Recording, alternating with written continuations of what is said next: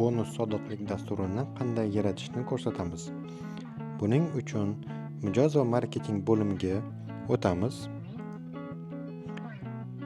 Sodiqlik dasturi va yaratish tugmasini bosamiz. Faol tugmasini belgilaymiz. Aksiya nomi, boshlanish sanasi va tugash sanasi. Saqlash tugmasini bosamiz. Sodiqlik dasturini sozlashga o'tamiz. Umumiy sozlamalarda to'lov shaklini ko'rsatamiz. Qaytariladigan foizni belgilaymiz. Qolgan parametrlarni kerak bo'lganda ko'rsatiladi.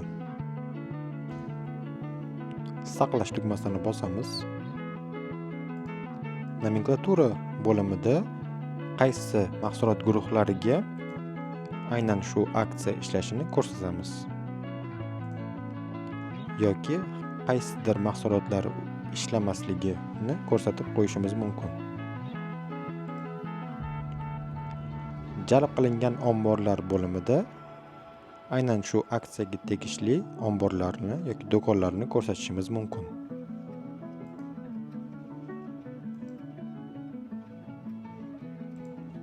Saqlangandan so'ng sodiqlik dasturi foydalanishga tayyor.